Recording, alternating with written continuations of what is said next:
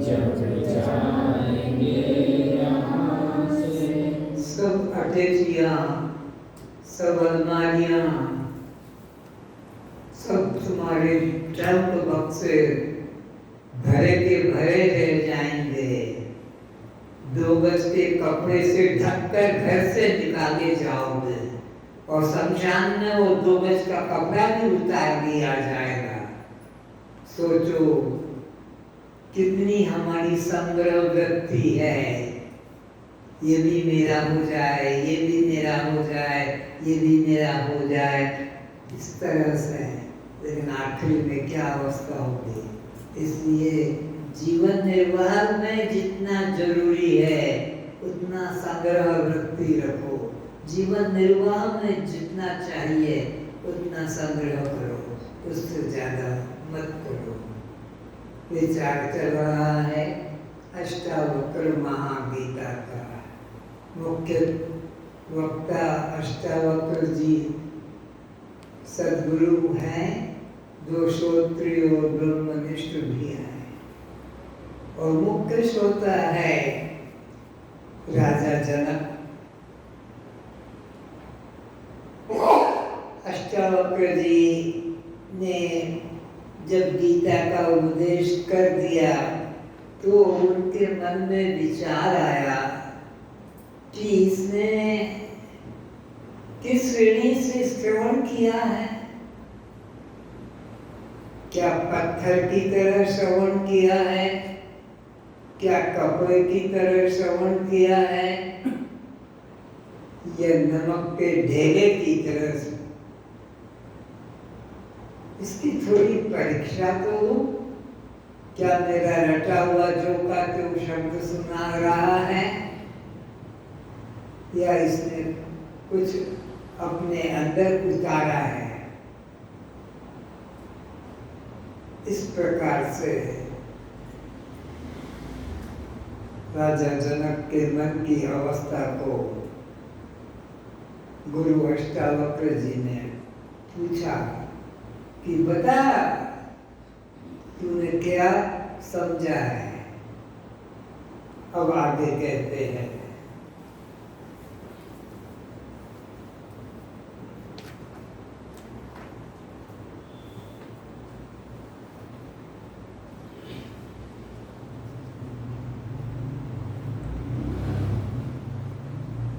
अष्टावक्र जी जनक की दोनों तरह से परीक्षा कर रहे हैं कि यदि राज्य छोड़कर जाता है तो कहूंगा कि जब संसार मिथ्या है तो छोड़ कहाँ जा रहा है। अगर ये मेरी बात सुनकर वैराग्य वृत्ति लेकर और राज्य, रानी, महल सब छोड़कर भागता है तो मैं इससे पूछूंगा कि जब ये जगत झूठा, राज्य झूठा, रानी राजपुत्र झूठे, फिर तू किससे डर के भाग रहा है जो झूठा है?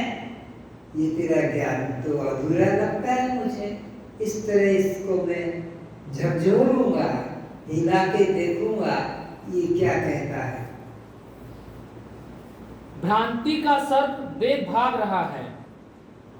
यदि राज्य सुख नहीं छोड़ता है तो कहूंगा तेरी ज्ञान होने पर धन में अज्ञानी की तरह आसक्ति क्यों है। और अगर राज्य छोड़कर नहीं जाता है तो ऐसे कहूंगा कि झूठा है संसार, फिर क्यों भाग रहा है। ज्ञानी लोग झूठे से तो डरते नहीं, और यदि ये नहीं जाता है राज्य छोड़कर तो कहूंगा कि फिर तेरी आसक्ति राज्य में, रानी में, राजपुत्र में क्यों है। तेरा ज्ञान तो मुझे अधूरा दिखाई पड़ता है। देखें ये क्या उत्तर देता है। इन दोनों प्रकार की स्थिति में उसकी परीक्षा लेकर देखे कि जनक क्या उत्तर देता है। दोनों तरह से इसकी परीक्षा लेकर देखता हूँ। राज्य छोड़कर भागता है तो भी गलत है, और राज्य छोड़ के नहीं जा रहा है तो भी गलत है। देखिए ये क्या उत्तर देता है। इसी से उसके आत्मानुभूति की वास्तविकता का मुझे यथार्थ दर्शन हो जाएगा, और इससे मुझे पता लग जाएगा कि इसने सचमुच में आत्मज्ञान नमक की तरह पाया है कि कपड़े की तरह पाया है कि पत्थर की तरह समझा है? अगर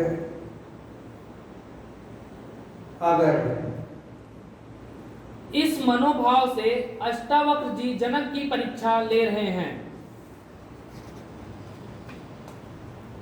नमक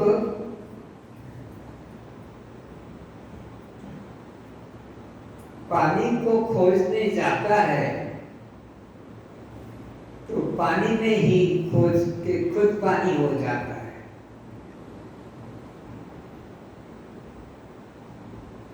फिर वो अपने को अलग से नहीं ले पाता। नदी सागर को खोजने जाती है तो खुद ही सागर में लीन हो जाती है, फिर नदी अलग से नहीं रहती है। देखें कि क्या कहता है। अष्टावक्र जी कहते हैं, हे जनक, आनंद स्वरूप आत्मा के अज्ञान से ही सांसारिक विषय वस्तु में प्रीति होती है।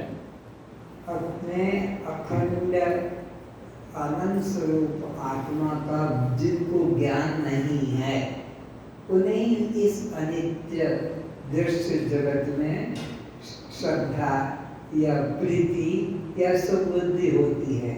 और जिनको अखंड आत्मा का आनंद स्वरूप आत्मा का बोध हो गया उनको संसार के पदार्थों में प्रीति या सुबुद्धि नहीं होती है।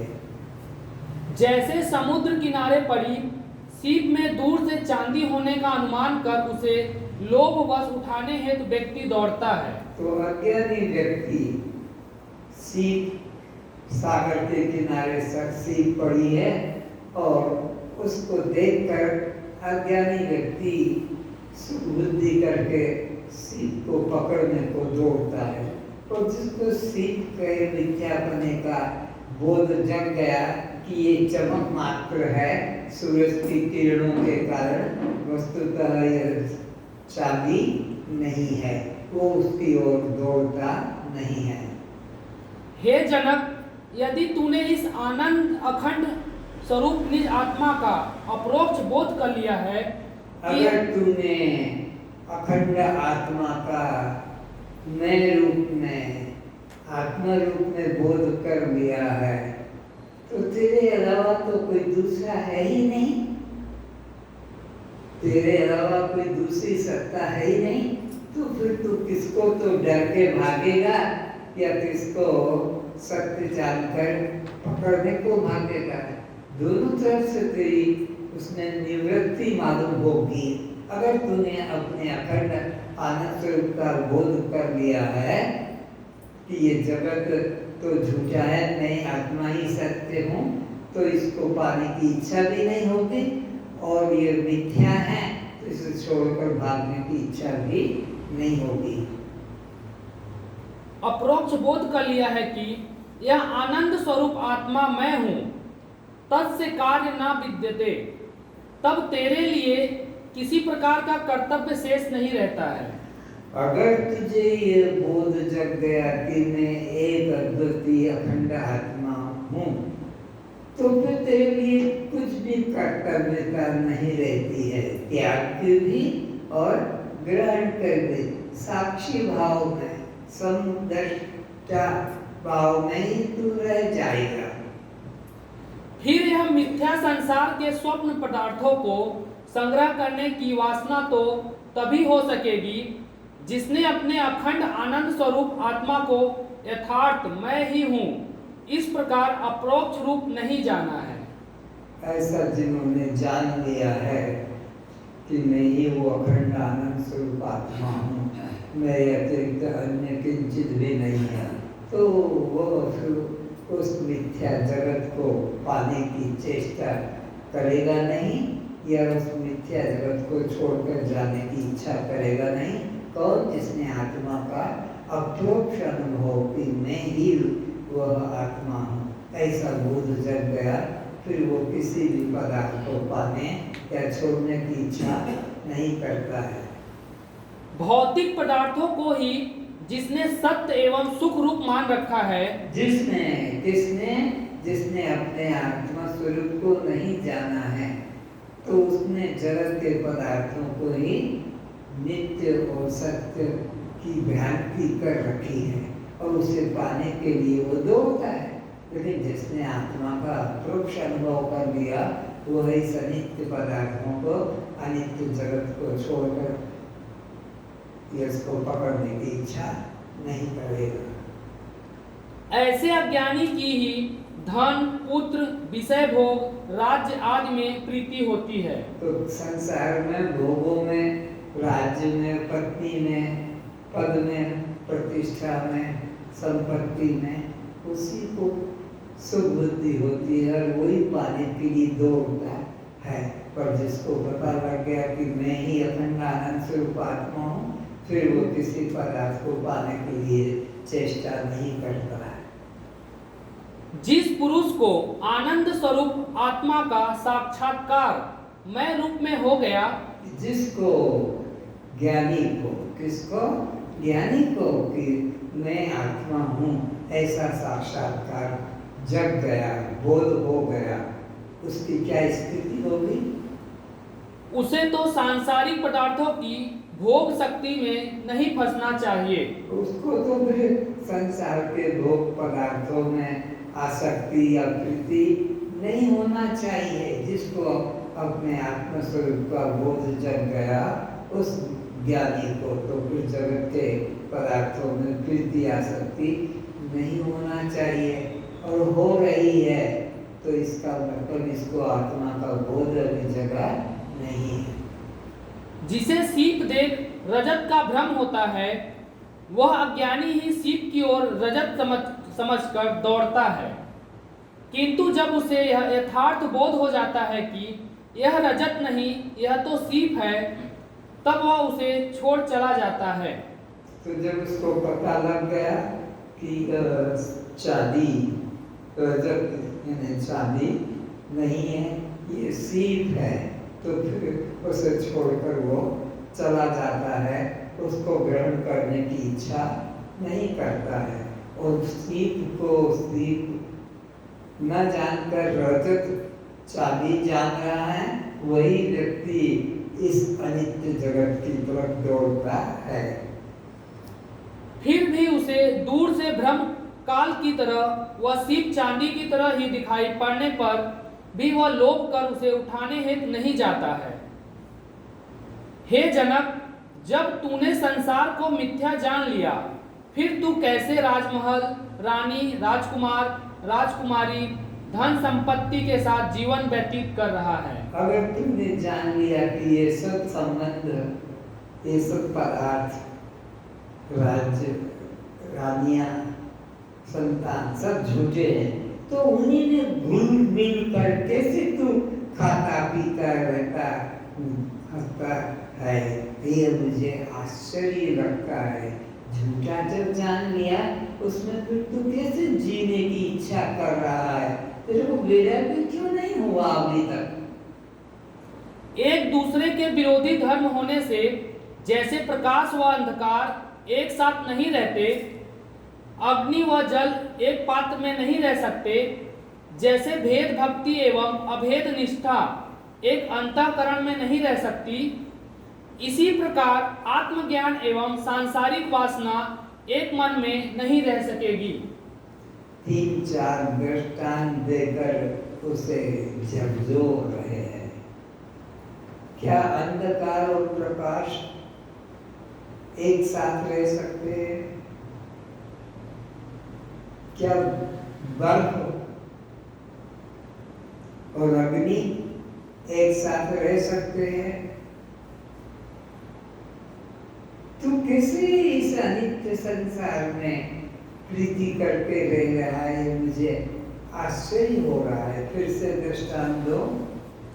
एक दूसरे के विरोधी धर्म होने से वेद भक्ति, परमात्मा अलग है और मैं अलग हूँ, भक्ति करके उसे एक दिन प्राप्त करूंगा, ये भाव, और अहम ब्रह्मास्मि, मैं ब्रह्म हूँ, मेरे अतिरिक्त अन्य किंचित भी, ऐसे ये दो भक्ति दो विचार भक्ति कैसे हो सकती है? कभी नहीं रह सकती है। एक दूसरे के विरोधी धर्म होने से जैसे प्रकाश व अंधकार एक साथ नहीं रहते, अग्नि व जल एक पात्र में नहीं रह सकते, जैसे भेद भक्ति एवं अभेद निष्ठा एक अंतःकरण में नहीं रह सकती, इसी प्रकार आत्मज्ञान एवं सांसारिक वासना एक मन में नहीं रह सकेगी। तो इसी तरह आत्मज्ञान और संसार की वासना एक अंतःकरण में कभी नहीं रह सकती। अगर संसार की वासना नहीं है तो वो वैराग्य करके छोड़ देगा, और वासना है तो फिर वह उसी में रह सकेगा। नहीं तो एक साथ वैराग्य वृत्ति और मोह आसक्ति एक अंतःकरण में नहीं रह सकती। क्योंकि भेद भक्ति में भक्त से पृथक भगवान की सत्ता को माना जाता है। भेद भक्ति का मतलब क्या? हम अलग हैं और भगवान अलग है। जबकि आत्मज्ञान में वह ब्रह्म मैं हूं, इस निष्ठा को जागृत करना होता है। जैसे दासोहम यह भेदोपासना है, और शिवोहम सोहम अहम ब्रह्मास्मि यह अभेद उपासना अग्रह ध्यान है। इस प्रकार एक बुद्धि में दो परस्पर विरोधी निष्ठा नहीं रह सकेगी। एक बुद्धि में दो विरोधी निश्चय, दो धारणा नहीं रह सकती। एक तरफ तो तुम कहोगे कि मैं दास हूँ, आप मेरे स्वामी हैं, और एक तरफ मैं ब्रह्म हूँ, मेरे अतिरिक्त कोई नहीं। ये दो अलग अलग वृत्तियां एक अंतःकरण में नहीं रह सकती है। इसी प्रकार हे जनक, यदि तुझे संसार से वैराग्य हो गया है तो फिर तेरी भोगों में प्रीति कैसे बनी हुई है? हे जनक, यदि तुझे आत्मनिष्ठा जागृत हो गई है, तुझे अखंड आनंद स्वरूप निज आत्मा का वह मैं हूँ इस प्रकार साक्षात अप्रोक्ष बोध हो चुका है, तो फिर दासोहम का बोध एक साथ कैसे रह सकेगा? अगर तेरे को शिवोहम का, अहम ब्रह्मास्मि का, सोहम का, अयम आत्मा ब्रह्म का बोध जग गया, तो उसी अंतःकरण में दासोहम, मैं दास हूँ, वो मेरे स्वामी है, ऐसा बोध हो गया, तो फिर तू वहाँ कैसे टिक सकेगा? तब तेरी राज्य महल, रानी, राजपुत्र, धन, सिंहासन, मान, प्रतिष्ठा, वैभव में रहने की रुचि क्यों दिखाई पड़ती है? तू अपने भीतर गहराई में झांक कर तो देख, कहीं धन, राजमहल, रानियों के प्रति सुख बुद्धि तो छिपी नहीं पड़ी है। मुझे संतोष दिलाने हेतु तूने वाणी द्वारा तोते को सिखाए पाठ की तरह तो नहीं दोहराया है। जैसे गुरु रोज पूछता है कस्त्वम, तो तोते की तरह रटे हुए दृष्टा साक्षी आत्मा। जिसे पूछता है गुरु जड़ हो, तो तोतों की तरह रट कर मैं चैतन्य हूँ। गुरु पूछता है दृश्य हो, तो तुम तोतों की तरह रटे हुए मैं दृष्टा हूँ। गुरु पूछता है तुम शव हो, तो तुम तोतों की तरह रटे हुए शिव हूँ। ऐसा बोध प्रकट करते हो, वाणी का ये विषय प्रकट करते हो। हृदय का ये भाव नहीं है। हृदय का भाव होगा तो फिर उसमें यह द्वैत भाव कभी नहीं ठहरेगा। जैसे निरंजन के सिखाए 5-7 वर्ष के बच्चों से लेकर 80-90 वर्ष के बूढ़ों तक कस्त्वम पूछते ही दृष्टा साक्षी आत्मा हम बड़े जोरों से तत्काल बोल देते हैं। भूख प्यास किसको प्राण को, सुख दुख किसको मन को, जन्म मृत्यु किसको शरीर को, पिता माता किसके शरीर के, नाम रूप किसका शरीर का, जाति उम्र किसकी शरीर की। ये रटे हुए तोतों की तरह उत्तर मिलते जाते हैं, और अंदर से उनकी ये स्थिति होती नहीं। अंदर से तो सब संसार में ही प्रीति रहती है। आप जड़ हैं, चेतन हैं, दृश्य हैं, दृष्टा हैं, मृत हैं, अमृत हैं। उस उत्तर एक एक प्रश्न है, तो फिर उत्तर में वो बोलता है कि हम चेतन हैं। गुरु पूछता है तुम दृश्य हो? नहीं, हम दृष्टा। उत्तर देता है शिव हैं, उत्तर। आप सौ हैं, शिव हैं, पर प्रकाश हैं, स्वयं प्रकाश हैं, बद्ध हैं, मुक्त हैं, कर्ता भोक्ता हैं, अकर्ता अभोक्ता हैं। क्या आप बद्ध हैं? नहीं, हम मुक्त हैं। तब क्या आप जीव हैं? नहीं, हम ब्रह्म हैं। क्या जनक तू भी इसी तरह मुझसे सुनकर उन्हीं बातों को सुना रहा है या अपने को आत्मा समझकर बता रहा है? सुनकर दोहर जनक जी को निरंजन की क्लास के विद्यार्थियों का दृष्टांत देकर कि निरंजन की क्लास में जैसे 5 साल के बच्चे से लेकर 80-90 साल का बूढ़ा भी खटाखट उत्तर दे देता है। क्या तोतों की तरह रटा हुआ तू भी मेरे को यह उत्तर देता है, या तूने अपने को देह से सचमुच में ही अलग, जड़ से सचमुच में ही अलग, शव से सचमुच में ही अलग, पर प्रकाश से सचमुच में ही तूने अलग समझा है कि निरंजन के क्लास के तोतों की तरह तू भी उत्तर दे रहा है? तो शर्म आनी चाहिए, तुम्हारी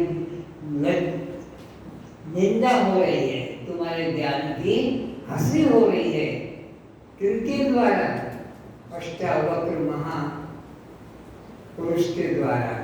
वो कह रहे कि निरंजन के क्लास में जैसे तोते रटे रटाए बैठे हैं और उत्तर दे देते हैं, क्या तूने भी ऐसा ही ये ज्ञान पाया है, या अपने को सचमुच में ही दृष्टा, सचमुच में ही शिव, सचमुच में ही स्वयं प्रकाश, सच में ही आत्मा अपने को जाना है?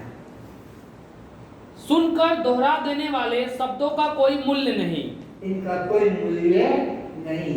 यह सब तोते रटे, इनका कल्याण होने वाला नहीं है, क्योंकि इनकी प्रीति तो देह में है, दृश्य में है, जड़ में है, अनात्मा में है, शव में है, पर प्रकाश में। भाव तो उसी में टिका है इनका।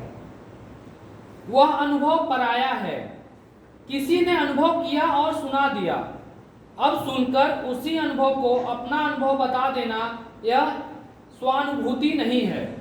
ये तो दूसरे के अनुभव को अपना अनुभव बता देना, ये स्वानुभूति नहीं है, ये परोक्ष ज्ञान है, या परोक्ष ज्ञान नहीं है। एक जैन महात्मा के आश्रम में बिल्ली रोज अहिंसा परमो धर्म कथा सुनती है। रोज कथा सुनती है। एक महात्मा, वेदांतदर्शी महात्मा, पाली हुई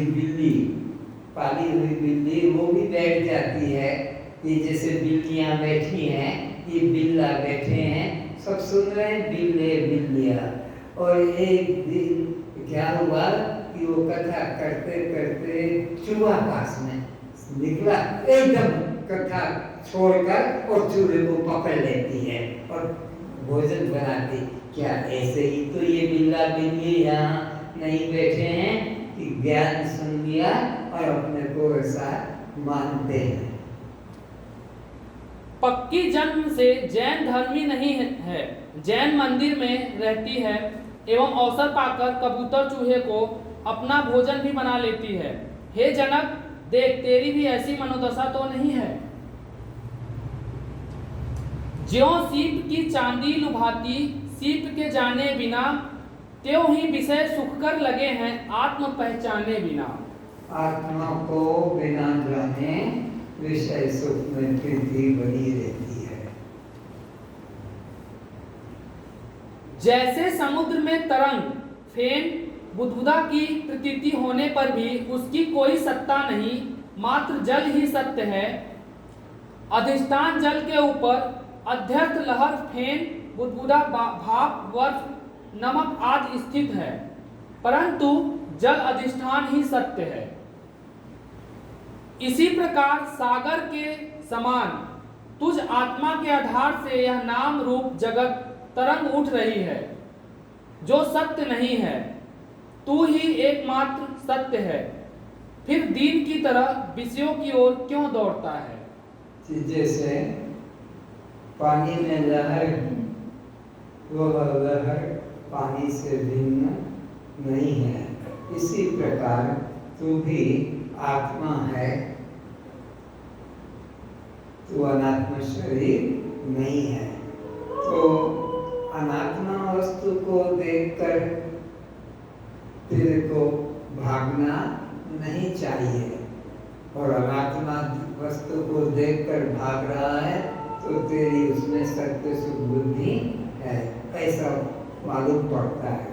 फिर से जैसे समुद्र में तरंग फेन बुदबुदा की प्रीति होने पर भी उसकी कोई सत्ता नहीं। तरंग दिखे, बुदबुदा दिखे, ऊंची ऊंचे 10-20 फीट ऊंची लहरें उठती है समुद्र में पानी के अंदर वेग, वायु के वेग से, और फिर वो गिर जाती है।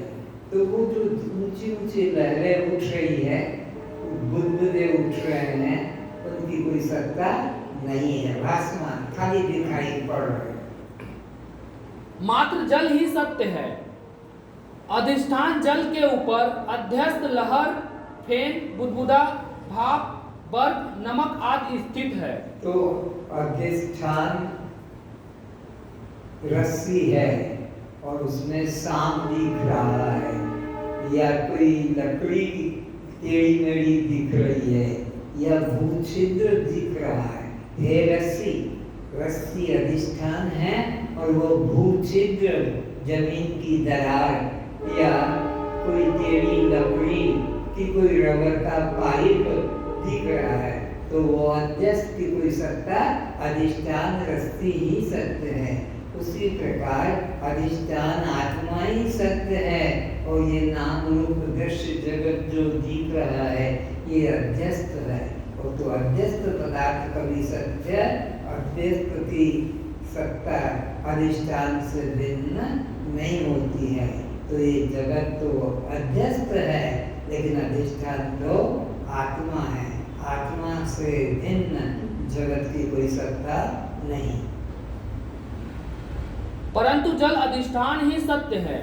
इसी प्रकार सागर के समान तुझ आत्मा के आधार से यह नाम रूप जगत तरंग उठ रही है, जो सत्य नहीं है। तू ही एकमात्र सत्य है, फिर दीन की तरह विषयों की ओर क्यों दौड़ता है। अष्टावक्र जी कहते हैं, जिसने स्वयं को आनंद रूप नहीं जाना है वही। हाँ, भिखारी होकर तू भाग रहा है जगत को सत्य समझकर, तो तूने अभी इस जगत को मिथ्या नहीं समझा है, भिखारी की तरह भाग रहा है इसे अनित्य संसार को पाने के लिए। तो तेरी अभी संसार में सत्य बुद्धि है, केवल मुख से बोल देता है कि जगत झूठा है, आत्मा सत्य है। वही दूसरों से आनंद की चाह करता है, और दूसरों से पत्नी होगी तो सुख मिलेगा, पति होगा तो सुख मिलेगा, पुत्र संतान होगी तो सुख मिलेगा, जमीन, गाड़ी, मोटर, हवाई जहाज मेरे होंगे तो सुख मिलेगा। अंदर तो ऐसे मन विकार भरा हुआ है। जो स्वयं से तृप्त नहीं, वही दूसरों के पास तृप्ति हेतु दिन भिखारी बन याचना करता है। जिसको अपने आत्मा में सुख बुद्धि नहीं है कि मैं आनंद स्वरूप आत्मा हूँ, वही व्यक्ति अन्य दृश्य पदार्थों को सुख रूप जानकर उसे पाने की चेष्टा करता है। विषय भोगों एवं संसार में सुख कहाँ। श्री कृष्ण बता रहे हैं, हे अर्जुन, यह संसार सुख से रहित नाशवान है।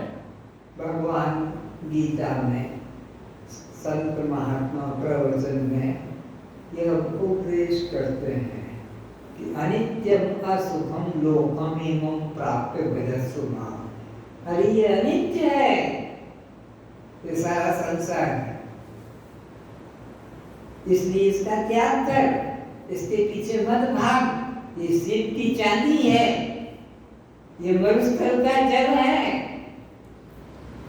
इसके पीछे मत भाग। इनका त्याग करके आत्मा का चिंतन कर, आत्मा की निष्ठा कर, जिस भगवान श्री कृष्ण अपने शिष्य अर्जुन को गीता में उपदेश कर रहे हैं। अखंड व्यापक आत्मा का ज्ञान होने पर यह सत्ताहीन असत जड़ दुख रूप संसार की सिद्धि ही नहीं है। अखंड आत्मा का जब ज्ञान हो गया कि एक मेवा अद्वितीयम ब्रह्म नेह नानास्ति किंचन, एक ब्रह्म के अलावा अन्य किंचित भी नहीं है, फिर वो इस अनित्य संसार के पीछे कैसे भागेगा? संसार के पीछे, अनित्य संसार के पीछे वही भागता है जिसको कि अखंड आत्मा का बोध अपने प्रति नहीं जगा है, वही इस अनित्य जगत के पीछे भागता है। नासतो विद्यते भावो न भावो विद्यते सतः, अर्थात असत वस्तु की तो सत्ता ही नहीं है एवं सत्य का कभी अभाव नहीं होता। सत्य का कभी अभाव नहीं है और असत्य कोई सत्ता नहीं है। तो ये जगत तो असत है, इसकी कोई सत्ता नहीं है और आत्मा का कभी अभाव नहीं, आत्मा सत्य है, अखंड है। मैं परमात्मा ही जगत की उत्पत्ति का कारण हूँ और मेरी शक्ति से यह जड़ संसार शरीर, इंद्रिय, प्राण, मन, बुद्धि आदि काम करते हैं। अगर मैं ना रहूं तो ये सूरज अपने होने को सिद्ध नहीं कर सकता। अगर मैं ना रहूं तो ये चंद्रमा अपने को सिद्ध नहीं कर सकता। अगर मैं ना रहूं तो ये वायु अपने को सिद्ध नहीं कर सकती। अगर मैं ना रहूं तो आकाश अपने को सिद्ध नहीं कर सकता। मैं ना रहूं तो ये सागर अपने को सिद्ध नहीं कर सकता। मैं ना रहूं तो ये गंगा भी अपने को सिद्ध नहीं कर सकती। मेरी सत्ता से ये सब सत्तावान प्रतीत होते हैं, अन्यथा इनकी कोई सत्ता नहीं है। सत्ता तो मुझ अखंड आत्मा की है। हे अर्जुन, मैं सब भूतों का आदि, मध्य तथा अंत भी मैं हूँ। मैं ही सबके हृदय में बैठा सबका आत्मा हूँ। हे जनक, जब व्यक्ति अपने से अपनी महिमा नहीं जानता है तभी वह अनित्य पदार्थों के प्रति श्रेष्ठ बुद्धि करता है। जो अज्ञानी, जिसको सद्गुरु की प्राप्ति नहीं हुई है, जिसको श्रोत्रिय ब्रह्मनिष्ठ गुरु की प्राप्ति नहीं हुई है, ऐसा अज्ञानी व्यक्ति ही इस अनित्य दुख रूप संसार में सत्य से बुद्धि करके उसको पाने का चेष्टा कर रहा है। और जिसको सच्चा सद्गुरु श्रोत्रिय ब्रह्मनिष्ठ गुरु मिल गया और जगत की सत्ता भी नहीं है, जगत सत्ता हीन है, तो फिर वह संसार की तरफ दौड़ता नहीं है। तभी उन बाहरी सामग्री से अपने को सजाता है। सुंदर कहलाने के लिए जिसके मन में अभिलाषा छिपी रहती है, वह ही दूसरों को आकर्षित करने हेतु देह को अच्छे, कीमती, चमकदार ऐसी साड़ी होनी चाहिए, ऐसी वेणी होनी चाहिए, ऐसा सूट होना चाहिए, ऐसा मेरा घर की सजावट होनी चाहिए, ताकि दूसरे मेरे शरीर की तरफ देखें, मेरे कपड़ों की तरफ देखें, मेरे श्रृंगार की तरफ देखें, मेरे वैभव की तरफ देखें कि क्या बड़ा महल है, क्या गाड़ी है, कि क्या इसका राज्य है। तो वह ही अज्ञानी दूसरों को अपनी ओर आकर्षित करने के लिए ये श्रृंगार करता है। रोज रोज नया नया रूप धारण करके बाजार में प्रदर्शन करता है। सूट, वस्त्र, अलंकार, क्रीम, पाउडर, बाल काले रंग कर सुगंध आदि सामग्री का प्रयोग करता है या करती है। इसका कारण यही है कि उसे अपने अतुल परमानंद आत्मानंद का ज्ञान नहीं है। जिसको अपने आत्मा का, अखंड आत्मा का, अतुलनीय आत्मा का बोध जग गया, फिर वह लोगों को अपनी ओर आकर्षित करने की चेष्टा नहीं करता है। अगर वह लोगों को अपनी ओर आकर्षित करने की चेष्टा करने के लिए क्रीम पाउडर और जैसे सब श्रृंगार करता है, वह अज्ञानी का ही लक्षण है। उसको भी आत्मा की अखंडता का बोध नहीं हुआ है। इसलिए समाज में लोग सुखी होने के लिए स्त्री, पति, पुत्र, धन, मकान आदि का संग्रह करते हैं, चोरी, हत्या, लूट करते हैं, दहेज लेते हैं, भ्रूण हत्या करते हैं, मिलावट, बेईमानी, छल, धोखा आदि कर्म करते हैं। ये सब पाप कर्म उन्हीं के द्वारा होते हैं जिन्होंने अपनी अखंडता का बोध नहीं किया है। हे जनक, यदि तूने अपने को मेरे उपदेश को श्रवण, मनन, ध्यान द्वारा जान लिया है कि मैं अथाह आनंद सागर हूँ, तो फिर क्यों अपनी महानता को भुला शूद्र राज रानियां, संतान आदि की वासना रूपी तरंगों के पीछे दौड़ रहा है?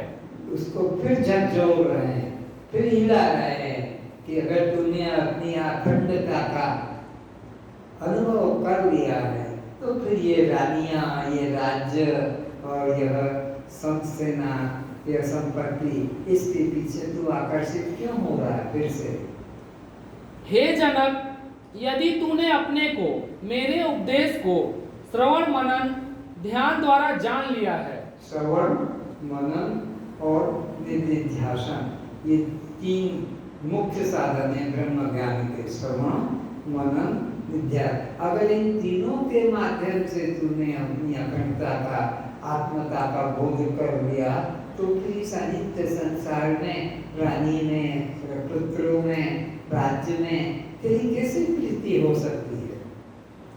कि मैं अथाह आनंद सागर हूं, तो फिर क्यों अपनी महानता को भुला शूद्र राज रानियां, संतान आदि की वासना रूपी तरंगों के पीछे दौड़ रहा है? जैसे फेन, तरंग आदि समुद्र से ही उत्पन्न होकर अंत में समुद्र में ही लय हो जाती हैं। लहरें कितनी उतनी ऊंची उठती है, कितनी दूर तक चली जाती है, पर वे क्या समुद्र से अलग है? चाहे जितनी ऊंची उठ जाए तो भी समुद्र जल से अलग नहीं, चाहे जितनी दूर लहरें जाती दिखाई पड़े, पर वह जल से अलग नहीं है। उसी तरह जगत मुझसे उत्पन्न होकर मुझ में ही लय को प्राप्त हो जाता है। फिर से जनक क्या? हे जनक, उसी तरह जगत मुझसे उत्पन्न होकर मुझ में ही लय हो जाता है। हे जनक, यदि यह बात सत्य रूप में स्वीकार करता है, तो फिर तू आत्म आनंद का भंडार होकर क्यों अनित्य संसार की प्राप्ति के लिए दौड़ा दौड़ कर रहा है? अगर तूने अपनी पूर्णता का बोध कर लिया, तो फिर तू इस अनित्य संसार के पीछे दौड़ने की कुछ चेष्टा कभी नहीं कर सकता। और तू अगर इस अनित्य संसार को पाने की चेष्टा कर रहा है, तो तूने अपनी पूर्णता का बोध नहीं किया। बोला ये लहरें समुद्र से अलग हो सकती हैं क्या? यह लहरें समुद्र से भिन्न हो सकती है? नहीं हो सकती है। और अगर एक दूसरे व्यक्ति ने उस पर चढ़ के उसको डुबो दूंगी, तो उसने अपने को नहीं पहचाना है। बड़ी लहर उठी और छोटी लहर को नीचे दबा दिया, फिर दूसरी लहर उठी, उसको दबा दिया।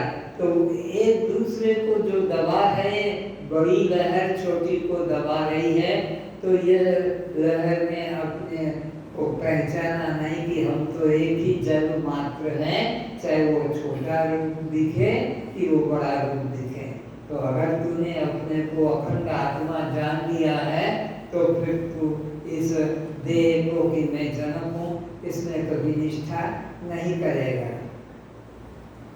इंद्रियों एवं विषयों के संबंध से उत्पन्न होने वाला भोग ही दुख का कारण है तथा दुख का कारण दुख कौन देता है? कोई शत्रु नहीं। इंद्रिय और इंद्रियों के विषय भोग में सुख बुद्धि कर, यही दुख का कारण है। जिसको इंद्रिय के विषयों में सुख बुद्धि नहीं, उसको कोई भी दुखी नहीं कर सकता। एक एक तुम अपने को देखो, तुम जितने सुनने वाले हो, एक एक देखो कि मेरी किस में आसक्ति है। सोचो, 1 मिनट का टाइम दिया मैंने, आंखें बंद कर दो और सोचो कौन मुझे खींच रहा है, मैं किसमें फंसा हूँ, मैं किसमें फंसी हूँ, किसमें मैं आसक्त हूँ, किसका दीवाना हूँ, मेरे को कौन दुख पहुंचा रहा है। इसी ने मुझे सुख में फंसाया है। जिससे सुख की आशा है वही दुख देता है। दूसरे को क्या पड़ी है तुम्हें दुख देने की, दूसरे को क्या पड़ी है तुम्हें हटाने की। सोचो कौन मुझे दुख दे रहा है, कौन मुझे दुख दे रहा है, किसकी मुझे वासना है। सोचो, शुद्ध मन से सोचो। ये जिसमें सुख बुद्धि जोड़ रखी है, यही दुख देने वाली है। मेरे पड़ोसी को क्या पड़ा है दुख देने का, मेरे गांव वालों को क्या पड़ा है मेरे को दुख देने का, अन्य लोगों को क्या पड़ा है मुझे दुख देने का। दुख देने का कारण तो वही है जिनको मैंने अपना माना है। जिनको अपना माना है वही मुझे दुख दे सकते हैं। मेरे अतिरिक्त अन्य किंचित भी नहीं है तो कौन दुख देगा।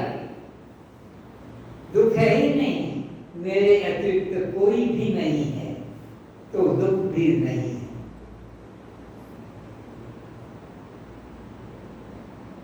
ये तोतों के रटा हुआ ज्ञान कल्याण नहीं करा सकेगा। तोतों के रटे ज्ञान से बिल्ली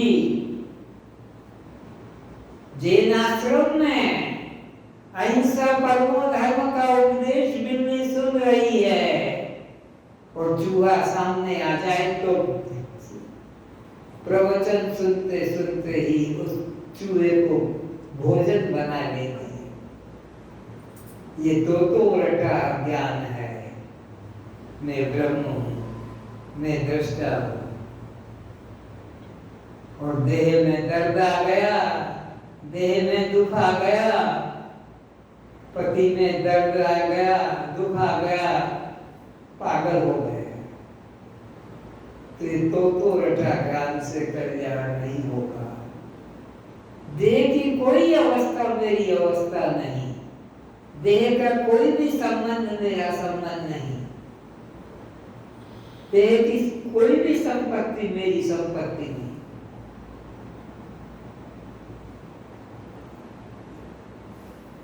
ये सब माया का खेल है, ये सब सपना है। जगत सब सपना, जगत सब सपना। तो निश्चय हो जाएगा, आँख खोलकर भी फिर वही मन में भावना रहनी चाहिए कि वास्तव में मेरे अतिरिक्त अन्य किंचित भी सत्य नहीं, कोई भी सुख बुद्धि नहीं करा सकेगा। आंखें खोल ले, आगे विचार करते हैं।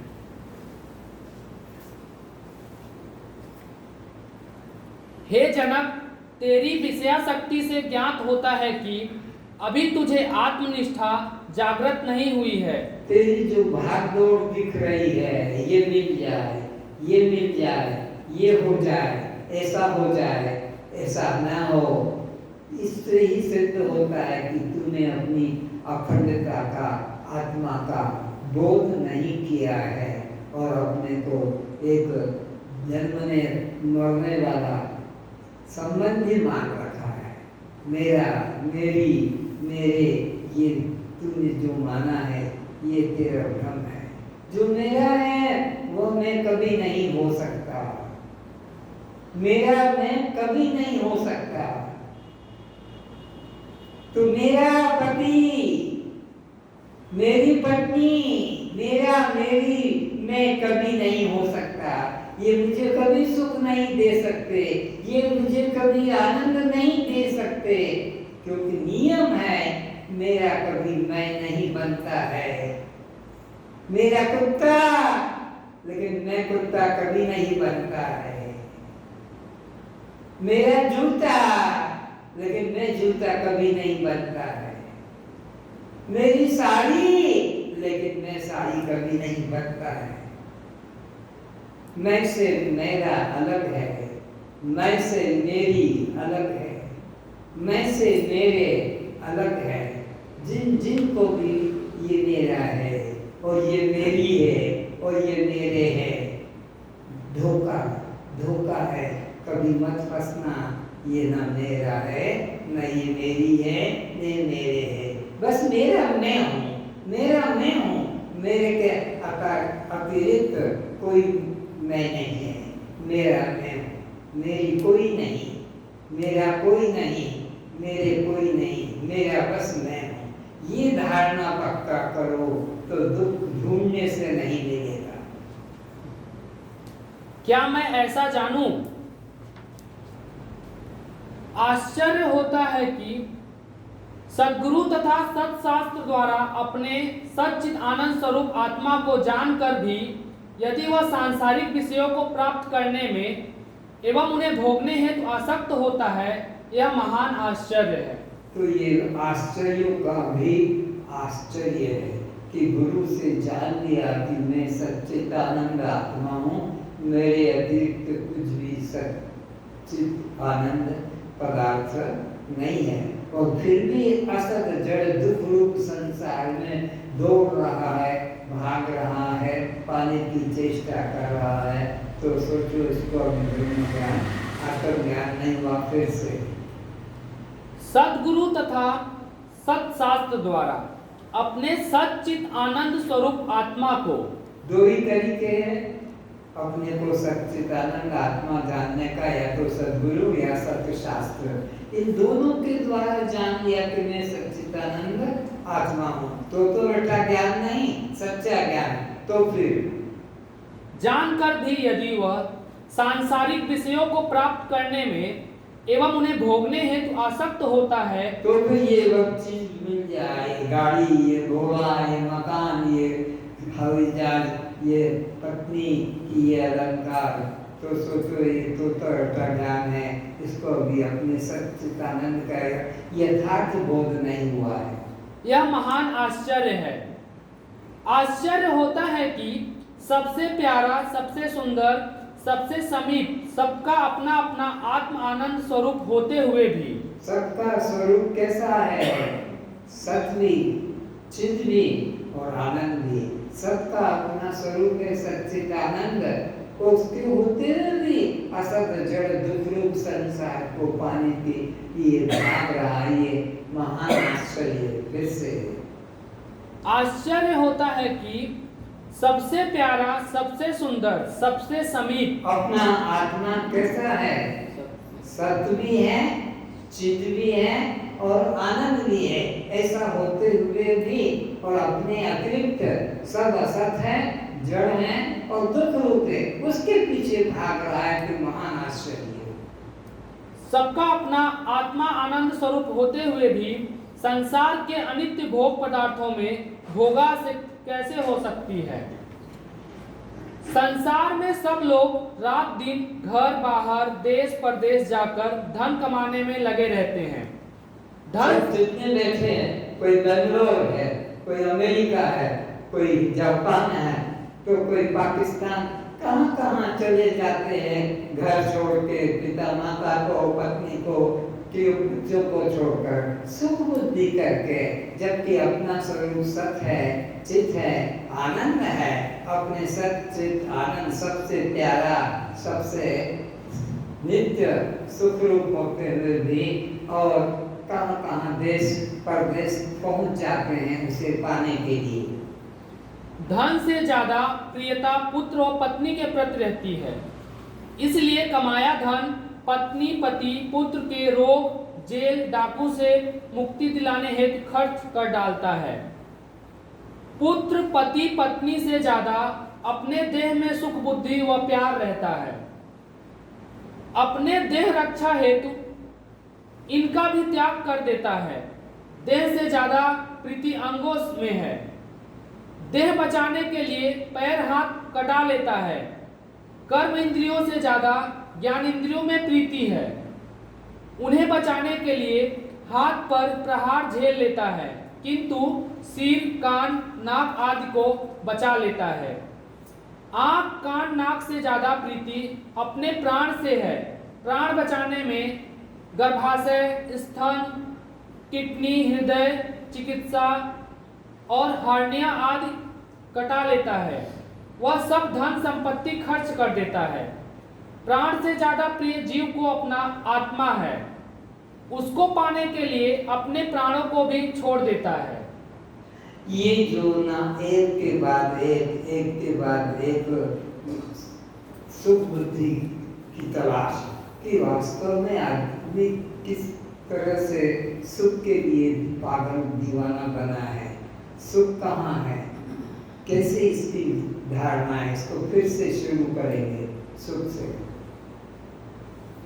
संसार के पदार्थों में सुख बुद्धि करके दौड़ता है, घर छोड़ देता है, पिता माता को छोड़ देता है और परदेश में जाकर नौकरी करता है। किस वहाँ जाके मुझे ज्यादा सुख मिलेगा। और पता लग जाती बाप बीमार है, माँ बीमार है या पत्नी बीमार है, तो वो वहाँ से फिर छुट्टी लेकर और वापस अपने गांव आता है और उस कमाए हुए धन को जो परदेश में गया था धन कमाने के लिए इंग्लैंड अमेरिका चीन जापान, वो धन को लेकर आता है और उनको बीमारी से मुक्त कराने के लिए, या लड़का जेल चला गया तो जेल से मुक्ति दिलाने के लिए धन को खर्च कर देता है वहां से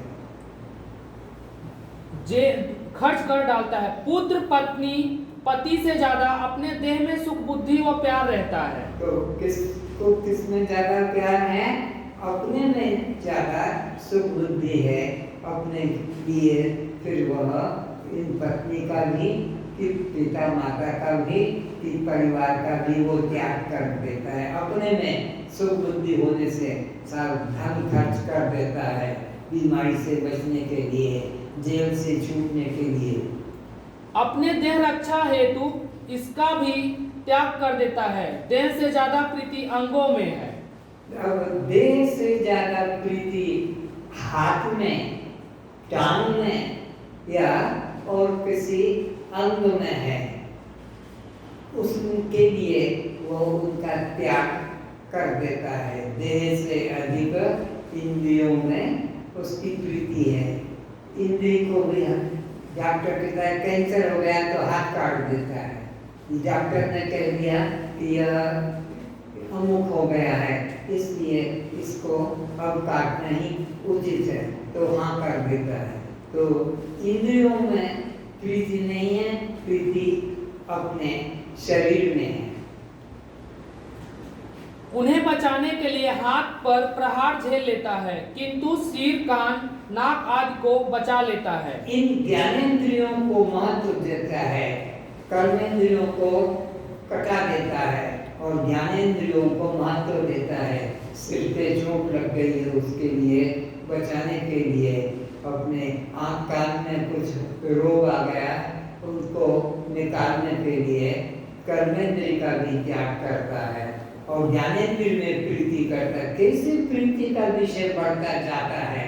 असली प्रीति किसमें है, किसके लिए सबसे ज्यादा प्यार है, उसे एक एक इंद्रियों से, एक एक अंगों से समझाया जा रहा है। आँख कान नाक से ज्यादा प्रीति अपने प्राण से है। तो अब आँख नाक में हमको इतनी प्रीति नहीं है। अगर आँख नाक को बचाने में प्राण चले जाते हैं तो हम कहते हैं छोड़ो, इस आँख को भी निकाल दो, कान को भी निकाल दो, प्राण को बचाओ। प्राण में ज्यादा प्रीति है, फिर प्राण से आगे बढ़ते हैं। प्राण बचाने में गर्भाशय, स्तन, किडनी, हृदय चिकित्सा और हार्निया आदि कटा लेता है। वह सब धन संपत्ति खर्च कर देता है। प्राण से ज्यादा प्रिय जीव को अपना आत्मा है। प्राण से प्रिय क्या है? आत्मा सबसे ज्यादा प्रिय लगता है। बस मैं बचा रहा हूँ, बाकी सब चले जाए तो मुझे कोई आपत्ति नहीं। आत्मा में सबको प्रीति है, न पति में प्रीति है, न पत्नी में प्रीति है, न पिता माता में प्रीति है, न पुत्र पुत्री में प्रीति है, न अंगों में प्रीति है, न शरीर में प्रीति है। प्रीति है तो अपने आत्मा में मैं बचा रहा हूँ। उनको पाने के लिए अपने प्राणों को भी छोड़ देता है। सबके प्रयोजन के लिए सब प्यारे नहीं होते। अपने प्रयोजन के लिए सब प्यारे लगते हैं, सबके लिए सब प्रिय नहीं है। अपने सुख के लिए सब ये बाजार, ये दुकान इकट्ठी कर लेता है। अपने सुख हेतु ही एक दूसरों के साथ प्रेम का नाटक खेलते हैं। तो अपने सुख के लिए पति को, पत्नी को, पुत्र को, मित्र को प्रेम प्रदर्शन करते हैं, पर प्रेम है न पति से है, न पत्नी से है, न कोई पुत्र पुत्री से है, न मित्र से है, न संबंधी से, लेकिन प्रेम का प्रदर्शन करते हैं। प्रेम तो सबको अपने अपने आत्मा में ही होता है। अब तुम मेरे प्रवचन सुन के आपस में लड़ाई मत कर लेना कि तू मेरे को काम प्यार करता है, तो मेरी को काम प्यार करती है, ऐसे आपस में घर में ही झगड़ना शुरू मत कर देना। याज्ञवल्क्य ने अपने मैत्रेयी यह निश्चय से जानो कि पति के प्रयोजन के लिए कोई स्त्री अपने पति को प्रेम नहीं करती है। पक्का कर लो, ये महा गीता अष्टावक्र जी कह रहे हैं, निरंजन नहीं कह रहा है। फिर से, अरे मैत्रेयी, यह निश्चय से जानो कि पति के प्रयोजन के लिए कोई स्त्री अपने पति को प्रेम नहीं करती है। अपने सुखी निर्भय जीवन प्रयोजन के लिए पति प्रिय होता है कि उससे मेरी रक्षा होगी। पत्नी के प्रयोजन के लिए पति को पत्नी प्रिय नहीं होती। पुरुष को अपने ही सुखी जीवन हेतु पत्नी प्रिय होती है। मेरे पेट दबाएगी, सर चमकी करेगी, मेरा ये करेगी, मेरे को खाना बना के देगी, इस कारण से वो प्रीति दिखाता है। वैसे पत्नी में उसकी कोई प्रीति नहीं है, अपने सुख के लिए। पुत्र के प्रयोजन हेतु पुत्र प्रिय नहीं होता। अपने सुख की आशा में पुत्र प्रिय होता है। सेवक पशु वाहन के लिए सेवक पशु वाहन प्रिय नहीं होते। चाहे वो नौकर हो, कि चाहे गाय हो, कि कुत्ता हो, इनके सुख के लिए हम इनको नहीं चाहते। हमारे सुख के लिए पुत्र हमारी सेवा करेगा, गाय हमको दूध देगी, या नौकर हमारे घर की सफाई करेंगे, इसलिए हम उनको प्रेम रूप समझते हैं। लेकिन वो प्रेम हमारा उनके लिए नहीं है, अपने सुख के लिए। प्रयुक्त अपने ही सुख के लिए सेवक पशु वाहन प्रिय होते हैं। डॉक्टर मास्टर गुरु के प्रयोजन के लिए उन्हें कोई प्रेम नहीं करते। अपने ही सुख या उनसे प्रेम का अभिनय करते हैं। तो कोई गुरु को प्यार नहीं करते, अपने सुख के लिए कि मुझे दुख से ये मुक्त कर देंगे, संसार बंधन से मुक्ति दिला देंगे, आवागमन से छुटकारा, इसलिए गुरु के प्रति प्रेम दिखाते हैं। लेकिन गुरु के प्रति वो प्रेम नहीं, प्रेम तो अपने लिए कि मेरे को इनसे सुख मिलेगा, ये मुझे दुख से बचाएंगे। वेद देवी देवता के प्रयोजन के लिए कोई वेद देवी देवता को प्रेम नहीं करते हैं। तुम ये नारियल जो चढ़ाते हो, जो फूल माला मंदिर में जाके चढ़ाते हो, अगरबत्ती आरती करते हो, ये उनको सुख पहुंचाने के लिए थोड़ी करते हो। इस मेरे दुख को दूर कर देंगे, मेरे अभाव को पूरा कर देंगे। इस कारण से देवी देवताओं की पूजा, आरती, व्रत, उपवास होता है।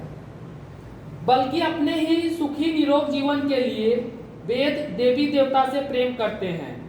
संबंधियों के सुख के लिए संबंधियों से कोई प्रेम नहीं करते हैं, बल्कि अपने जीवन को सुखी बनाने के दृष्टि से प्रेम करते हैं। इशारा मिल गया कि कोई किसी को सुखी करने के लिए नहीं करता है, अपने सुखी होने के लिए एक दूसरे के प्रति व्यवहार करते हैं। प्रेम कोई नहीं करता, प्रेम तो सबको अपने अपने आत्मा में ही है। बाकी तो व्यवहार है पिता माता का कि पति पत्नी का, नौकर मालिक का व्यवहार है, प्रेम नहीं है। सबके प्रयोजन के लिए सबसे प्रेम नहीं किया जाता है, बल्कि अपने सुखी जीवन हेतु सबसे प्रेम का अभिनय किया जाता है। अपने सुख के लिए पति से, पत्नी से, पुत्र से, कि मित्र से, कि नौकर से, कि गुरु से प्रेम का अभिनय किया जाता है। प्रेम तो सबको अपने अपने से ही होता है। इन सब में जो गुरु से जो प्रेम होता है वो अखंड आनंद का कारण बनता है, और बाकी लोगों का जो व्यवहारिक है वो क्षणिक दुख निवृत्ति का साधन है। क्षणिक, थोड़ा सा उसने काम कर दिया हमारा ये बन गया, थोड़ा सा उसने ये काम कर दिया हमारा ये दुख। लेकिन असली सुख है तो सद्गुरु के द्वारा जो प्रेम प्राप्त होता है, सद्गुरु के द्वारा जो ज्ञान प्राप्त होता है वो अखंड आनंद को देने वाला होता है, वो पुनर्जन्म का कारण नहीं बनता है। बाकी सबके संबंध पुनर्जन्म के कारण है, पति का, पत्नी का, पिता का, माता का, पुत्र पुत्री का, ये सब पुनर्जन्म के कारण है। किंतु गुरु के द्वारा जो संबंध जो है जाता है वो अखंड आनंद होता है, वो मुक्ति के लिए होता है। इसलिए अरे मैत्रेयी, यह अपना आत्म ही दर्शनीय, श्रवणीय, मननीय एवं निधिध्यासन करने योग्य है। स्वार्थ लागी करहि सब प्रीति, सुर नर मुनि जन की यह रीति। चाहे देवता हो कि मनुष्य हो, पिता हो कि माता हो, पति हो कि पत्नी हो, सब अपने अपने सुख के लिए एक दूसरे का प्रेम का अभिनय करते हैं, किंतु वास्तव में किसी को किसी से प्यार नहीं, स्वार्थ लाभ, अपने सुख के लिए एक दूसरे से प्रीति का अभिनय होता है। स्वार्थ लाभ करई सब प्रीति, कौन कौन? सुर नर मुनि जन सबकी यह प्रीति। ये सब अभिनय करते हैं, कोई किसी को सुखी करने के लिए, अपने सुख के लिए एक दूसरे को सुख का अभिनय करते हैं।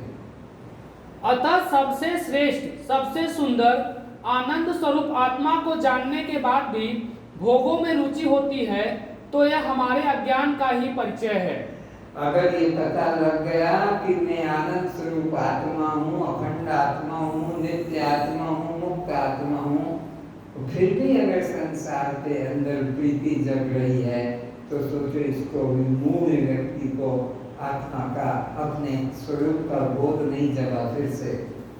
अतः सबसे श्रेष्ठ, सबसे सुंदर, आनंद स्वरूप आत्मा को जानने के बाद, आत्मा सबसे श्रेष्ठ है, सबसे सुंदर है, सबसे अधिक सुखरूप है, ये जान गए तो फिर जानने के बाद भी भोगों में रुचि होती है। फिर भी पत्नी में, पति में, पुत्र में, धन में, साड़ी में, सूट में, अलंकारों में, पुत्र पुत्री में अगर प्रीति है, सुबुद्धि है, तो ये महामूढ़ है, पशु है। देखने में मनुष्य है पर ये पशु है। तो यह हमारे अज्ञान का ही परिचय है, वह पुनर्जन्म को ही प्राप्त होता है। उसको तो पुनर्जन्म लेना ही पड़ेगा, उसको भी आत्मा का बोध नहीं हुआ है। आज इतने थोड़ा सा गर्भ की मलिनता को ही प्राप्त करता है, जन्म मृत्यु के दुखों को ही प्राप्त करता है। वासना पूर्ति के अनुरूप ऊंच नीच योनियों में उसे जाना पड़ता है। हे जनक, यह आत्मा अति सुंदर, अति श्रेष्ठ, आनंद सागर है। यह बात वेद शास्त्र प्रमाण से जानकर भी तेरी इंद्रिय सुख में कैसे आ सकती है, यह आश्चर्य है। तो यह आश्चर्य है कि अपना आत्मा ऐसा अखंड आनंद स्वरूप जानकर भी और तेरी इंद्रिय के विषयों में, परिवार में, धन संपत्ति में आसक्ति हो रही है, तो ये महान आश्चर्य लगता है। आज इतना ही, शेष फिर कभी तो भविष्य का पता नहीं, कल रहेंगे कि नहीं रहेंगे, कौन जानता है। वही तोते वाला रटन ज्ञान है कि सचमुच में ये निश्चय है कि मैं दृष्टा साक्षी आत्मा हूँ और ये असत जड़ दुख रूप शरीर में नहीं हूँ, जन्म में मरने वाला शरीर में नहीं। ये अंदर से जगना है, खाली तोतों के रटा हुआ ज्ञान नहीं काम करेगा कि ये जड़ शरीर में नहीं, चेतन आत्मा हूँ, शव शरीर में नहीं, शिव आत्मा हूँ, अनात्म शरीर में नहीं, आत्मा हूँ, बद्ध में नहीं, आत्मा हूँ, मुक्त आत्मा हूँ। और कोई भूल हो जाए, किसी को बुरा लग जाए तो माफ कर देना, ये तो वेद शास्त्र चिल्ला रहे हैं। घर में लड़ाई मत करना।